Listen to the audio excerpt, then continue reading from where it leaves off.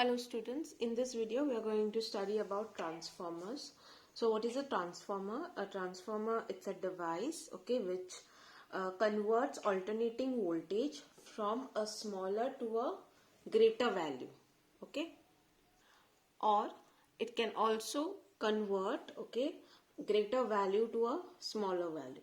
So what exactly is a transformer? A transformer is a device which converts alternating voltage. So it is converting voltage from a smaller to a greater value, or from a greater to a smaller value. So either of the one.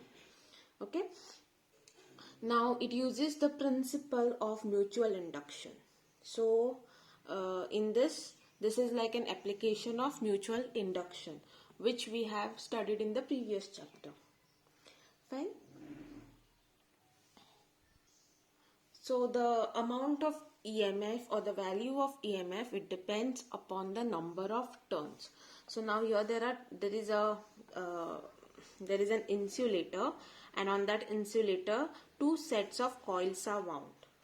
So there is one coil which is this, and there's another coil which is this. So always one of these coil is called as a primary coil and one is called as the secondary coil. So let us say that this is the primary coil and this is the secondary coil. The number of turns on the secondary coil will be written as NS. S for secondary, N for number of turns. Same way, the number of turns on the primary coil is called NP. N for number of turns, P for primary. Same way, the voltage in the secondary coil will be called as Vs, and the voltage of the primary coil will be called as Vp. Similarly, the current over here will be Is and the current over here will be Ip. So the current in the secondary coil will be called as Is, the current in the primary coil will be called as Ip. So these are the few notations that we are going to need when we are going to do the derivation. So it's a very easy concept. Now what does mutual induction tells us? Mutual induction, it is the change of magnetic flux in the primary coil which produces induced EMF in the secondary coil. So in the primary coil, the EMF which is changing as the current which is flowing in the primary coil, due to the change in the EMF of the primary coil, what happens? There is an induced EMF in the secondary coil. So primary coil induces EMF in the secondary coil, and the value of this EMF, how much EMF it will be, it depends on the number of turns. Now normally these are wound on a soft iron core. So this material which is there, this is a soft iron core. There are two methods in which they can be wound. This soft iron core, they can be wound. The soft iron core can be this way also, where primary coil is wound here. So this is the primary coil, and the secondary coil is wound on top of it. So either this is one form in which it can be wound, established, or it can be this. For our simplicity, for a better understanding, I have used the first diagram.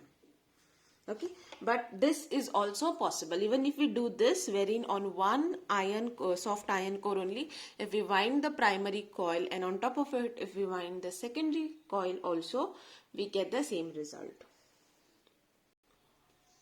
Now when alternating voltage is applied to a primary coil, now when I apply a voltage, not just any voltage, AC voltage, that is alternating current voltage, when it is applied to a primary coil, what is happening? There is a current that is produced, and this current, it produces an alternating magnetic flux in both the coils. So since there is an alternating voltage over here, obviously since there is voltage, there will be current also, and because of this, there is a magnetic flux which is produced, number of magnetic field lines, and that gets linked with both of these coils, with the primary as well as the secondary coil. Okay, so now let us, with so much of understanding, now we will just write down our derivation. Okay, it's a very small and simple derivation. Okay, what we are going to find out is we are going to find out the relation between EMF, currents and number of turns. Okay, so nothing much, we are just going to find the relations between EMF between primary and secondary coil. We are going to find the current between primary and secondary coil, the relation between them. Okay, formulas we are going to find out, and the number of turns. Okay, so it's a very simple thing. So we will first consider a transformer. So first we will consider a transformer, okay, with a primary coil which is having a number of turns NP, and a secondary coil which is having number of turns NS. Okay, now when voltage is applied to the primary coil VP, okay, alternating voltage is applied to the primary coil which is VP, okay, there is a change in flux. There is a change in flux, and how much is that change in flux? d phi by dt. Okay, this happens in each of the turn of the coil. So we can write this down as voltage in the primary coil is equal to minus n d phi by dt. Okay, so let me repeat again. When alternating voltage is applied to the primary coil, there is a change in flux, that is d phi by dt, which is produced in each of the turn of the coil. So in the first turn there is d phi by dt, in the second turn there is d phi by dt, third turn, fourth turn. So like this, in each of the turns there is d phi by dt change in flux that is produced. So voltage in primary will be equal to minus n d phi by dt. Let us say that this is our equation 1. Okay, the same flux is also linked with the secondary coil. So secondary coil is given as Vs, and since the same flux is associated with the secondary coil, we can say that that is minus n d phi by dt. Okay, so this is NP over here, and this is NS, and this is our equation 2. Now if I go to compare equation 1 and 2, okay, if I go to compare equation 1 and 2, then I can get as, if I am comparing secondary with primary, so Vs upon Vp, what will happen to Vs upon Vp? When I am dividing it, minus minus sign will get cancelled, d phi by dt will get cancelled. What will remain is Ns upon Np. So Vs upon Vp is equal to Ns upon Np. This is equation 3. Okay. Now, for an ideal transformer, if I need an ideal transformer, so how can I say that this particular transformer is ideal? I can say that any particular transformer is ideal when the input power is equal to output power. Means there is no wastage in the form of heat, in the form of any other kind. Okay, so whatever is going in, that equal amount should come out. Okay, we know the formula for power is IV, okay, from a previous what we have studied. So I can say that the primary current and the primary voltage should be equal to the secondary current and secondary voltage. Okay, so input power, which is the power which is coming in from the primary, should be equal to the output power, that is current in secondary and voltage in secondary.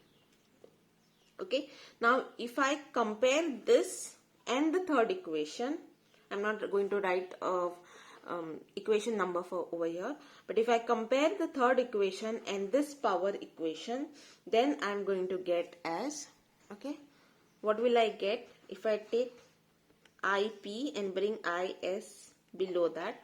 So IP upon IS will be equal to Vs upon Vp. This equation. Okay, what I did over here, I have rearranged it. IP, I'm bringing this IS on the other side. So IP upon IS I have got here.